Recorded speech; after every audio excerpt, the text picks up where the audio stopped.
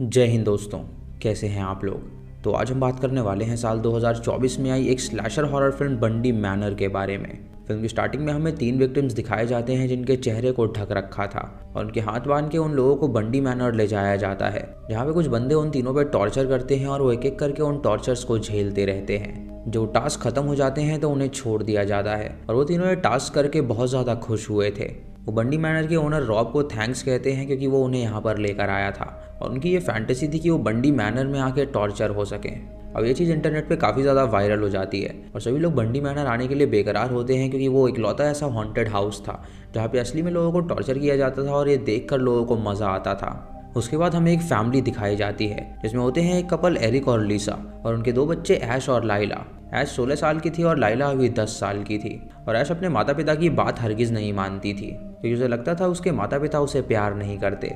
लीसा की माँ की हाल ही में मौत हुई थी और उसके पास सिर्फ एक प्रॉपर्टी बची हुई थी जो उसने लीसा के नाम कर दी थी और लीसा वहाँ पे अपनी फैमिली के साथ रहने के लिए आ जाती है। वो लोग देखते हैं कि वो घर काफ़ी अच्छा है, लेकिन उनके घर के सामने ठीक वो बंडी मैनर होता है जिसे देखकर वो हैरान हो जाते हैं। जब वो सभी अपने घर के अंदर जाते हैं तो डिसाइड करते हैं कि वो लोग कहाँ पर सोएंगे। लीसा ऐश से कहती है कि वो ऊपर वाले कमरे में सोएगी, जिससे ऐश को बहुत ही गुस्सा आ जाता है और वो रूम में चली जाती है। उसका पिता उसे समझाने के लिए आता है और उसे बताता है कि उसकी माँ उसके भले के लिए ही सब कुछ बोलती है, लेकिन वो अपने पिता से कहती है कि वो उसे बिल्कुल ना समझाए। ये सुन के उसके पिता को काफ़ी बुरा लगता है और वो नीचे चला जाता है। तभी उनके दरवाजे पे एक नेबर कपल आता है जिनके नाम होते हैं रॉब और लिया। रॉब उनके लिए केक लेकर आया था और वो उनका वेलकम करता है और वो लोग उन दोनों को वहाँ पे देखकर डिनर पे इनवाइट कर लेते हैं। वो जब डिनर पे बैठ के आपस में बात कर रहे होते हैं तो रॉब सिर्फ ऐश में ही इंटरेस्ट दिखा रहा था। वो ऐश से पूछता है कि क्या इस उम्र में उसे कुछ मस्ती करने का मन नहीं करता, तो ऐश उससे कहती है कि वो बहुत ही ब्रेव है और वो हर एक टास्क कर सकती है। तभी रॉब सबको बताता है कि सामने जो बंडी मैनर है वो उसका है और वो एक हॉन्टेड हाउस है और लाखों में उसके फैंस हैं। कई सारे लोग वहाँ पर आते हैं और वो उनके साथ कुछ गेम्स खेलता है जिसमें उन्हें काफ़ी मज़ा आता है और कुछ ही लोग उसे सर्वाइव कर पाते हैं। एरिक और लिसा सुन के हैरान हो जाते हैं और सोचते हैं कि आखिर ये कैसा गेम है। रॉब उन्हें बताता है कि ये गेम बहुत ज़्यादा इंटरेस्टिंग है और कई सारे लोग यहाँ पर आना चाहते हैं इस गेम को खेलने के लिए। वो ऐश से पूछता है कि क्या वो उसके साथ उसका पार्ट बनेगी, तो ऐश उसे हाँ कर देती है, लेकिन उसके पेरेंट्स उसे रोक देते हैं और रॉब उससे कहता है कि वो लोग डिसाइड कर लें और अगर वो गेम खेलना चाहते हैं तो वो आ सकते हैं। तो एरिक रॉब को अपने पास बुलाता है और उससे पूछता है कि आखिर ये सब क्या चीज़ है। रॉब उसे समझाता है कि इस गेम में अगर कोई सर्वाइव कर गया तो उसे प्राइजेस मिलते हैं और कई सारे लोग यहाँ पर आए हैं और प्राइजेस जीत कर गए हैं। उसके बाद एरिक अंदर आता है और अपनी वाइफ से कहता है कि उसे पसंद नहीं कि उसकी बेटी वहाँ पर जाए क्योंकि वो गेम उसे बहुत ज़्यादा खतरनाक लग रहा है। तभी ऐश वहाँ पर आ जाती है जो कि उनकी बातें सुन लेती है और वो उन्हें बताती है कि वो गेम कोई खतरनाक नहीं होगा, बल्कि वो बहुत ही नॉर्मल सा गेम होगा, तो उन्हें चिंता नहीं करनी चाहिए। लेकिन वो दोनों उसे मना कर देते हैं वहाँ पर जाने के लिए। रात को जब वो सभी सो रहे होते हैं तो उन्हें बंडी मैनर से चिल्लाने की आवाज़ आती है और ये सुन के वो लोग समझ जाते हैं कि ज़रूर वहाँ पे कुछ बच्चे आए होंगे जो कि वो गेम खेल रहे होंगे। वहाँ पे 2 लड़कियाँ आई होती हैं जिनका नाम होता है मलिसा और मयाना और वो दोनों उस गेम को सर्वाइव नहीं कर पाती हैं, लेकिन उन्हें वो गेम खेलकर काफ़ी ज़्यादा मज़ा आया था। रॉब उनकी वीडियो बनाता है और उनसे पूछता है कि उन्हें ये गेम कैसा लगा, तो वो दोनों उन्हें बताती हैं कि इसको सर्वाइव करना बहुत ही ज़्यादा मुश्किल है और अगली बार वो लोग फिर से आएंगी इसे सर्वाइव करने के लिए। उसके बाद मलिसा वहाँ से चली जाती है, लेकिन मयाना रॉब के पास रुकती है और उससे बातें करने लगती है। वो उसे बताती है कि वो उसकी बहुत बड़ी फ़ैन है और वो कई सालों से ट्राई कर रही थी यहाँ पे आने का, लेकिन आखिरकार आज वो दिन आ ही गया जब वो यहाँ पर आई है और वो उससे मिल पाई है। मयाना उससे कहती है कि वो उससे और भी ज़्यादा बातें करना चाहती है, तो क्यों ना वो उसे उसके होटल तक ड्रॉप करके आए।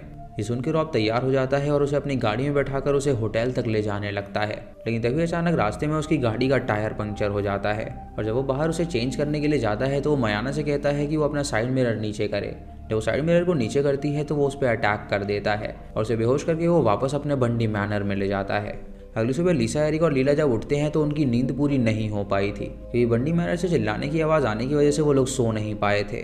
तभी वहाँ पर ऐश आती है जो कि काफ़ी ज़्यादा फ्रेश लग रही थी और वो उससे पूछते हैं कि क्या वो ढंग से सो पाई या नहीं, तो वो उन्हें बताती है कि वो तो बहुत ही अच्छे से सो रही थी। ये सुन के एरिक और लिसा हैरान हो जाते हैं और ऐश उनसे कहती है कि क्यों ना वो लोग ग्रोसरी स्टोर जाएं ताकि वो घर के लिए कुछ सामान खरीद सकें।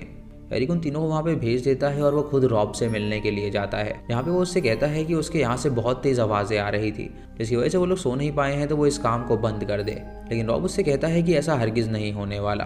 तभी रॉब की वाइफ वहाँ पर आती है और उससे पूछती है कि क्या बात है, तो वो उसे कुछ भी नहीं बताता और उसे चिंता ना करने के लिए कहता है। ये तीनों कैंडी स्टोर में गई होती है जहाँ पे लिसा मिसी से मिलती है और मिसी उसे देखकर उससे पूछती है कि क्या वो यहाँ पे नई आई है। तो वो उसे अपनी माँ का नाम बताती है और मिसी समझ जाती है कि वो किसकी बेटी है। वो उसे कहती है कि वो आंटी अक्सर यहाँ पे आया करती थी और उन लोगों ने उनसे कहा था कि वो अपने डॉग को यहाँ पर नहीं ला सकती, लेकिन फिर भी वो ज़बरदस्ती करके उस डॉग को यहाँ पे ले आया करती थी। उसके बाद लिसा उसे अपनी बेटियों से मिलवाती है तो वो अपनी बेटी से भी उन्हें मिलवाती है। उसके बाद जब वो लोग वापस आते हैं तो रॉब लिसा और ऐश के पास आता है और उन्हें बताता है कि आज एरिक उसके पास आया था जो कि बहुत ही ज़्यादा गुस्से में था, लेकिन उसका गुस्सा करना जायज़ है क्योंकि यहाँ पे बहुत ज़्यादा आवाज़ें आती हैं, इसीलिए वो उन सबसे माफ़ी मांग रहा है अपने बर्ताव के लिए। लेकिन वो बंडी मैनर को बंद नहीं कर सकता क्योंकि यही उसकी रोज़ी रोटी है।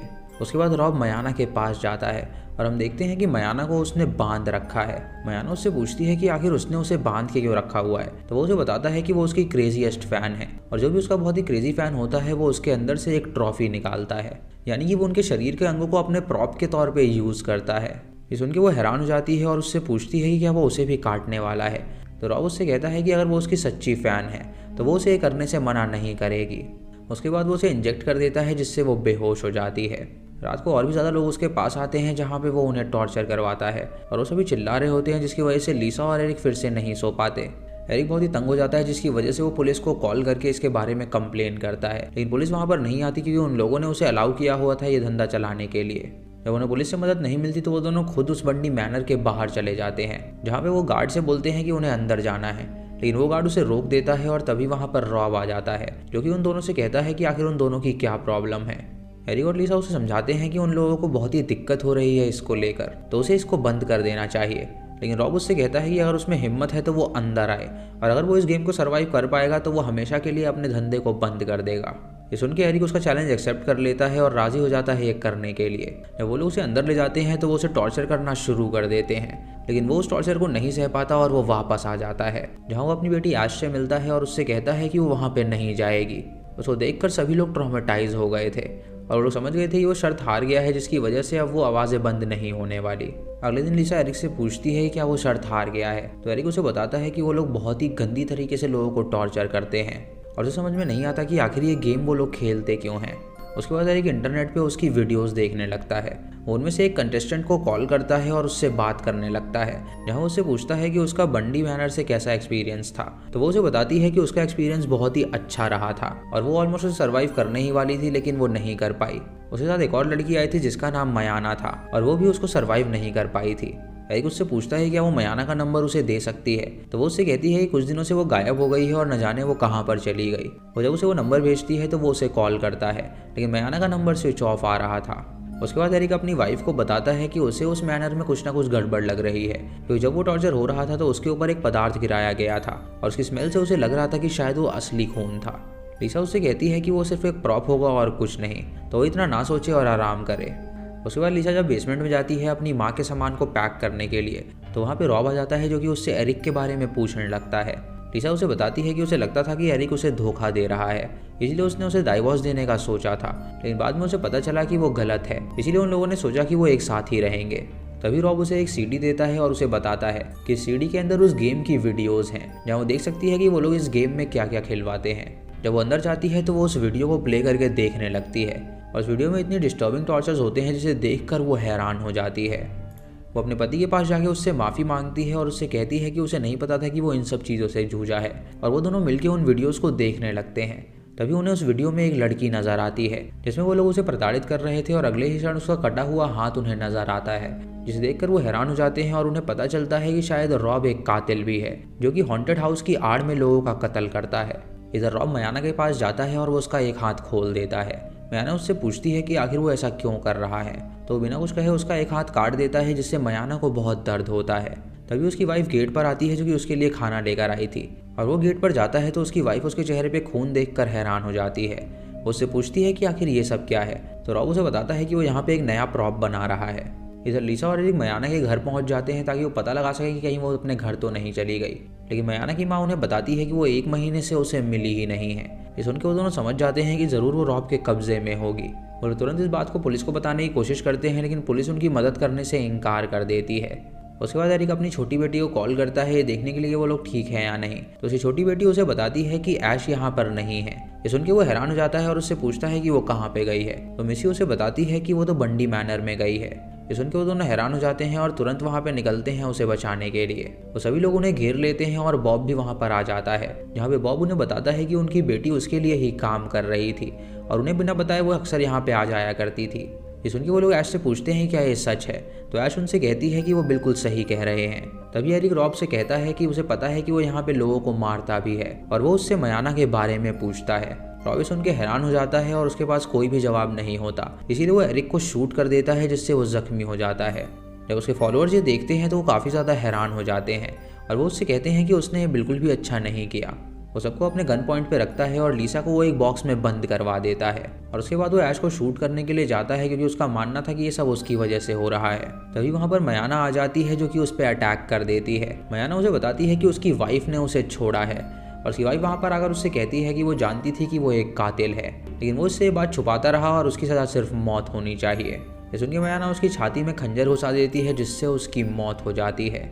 उसके बाद बंडी मैनर हमेशा के लिए बंद हो जाता है और एंड में हम मयाना को देखते हैं जिसने अपने स्टेप फादर को किडनैप करके रखा हुआ था और वो चाकू लेकर उसके पास जाती है उसे जान से मारने के लिए, क्योंकि वो अपने स्टेप फादर को बिल्कुल भी पसंद नहीं करती थी। इसी के साथ ये मूवी यहीं पर ख़त्म हो जाती है।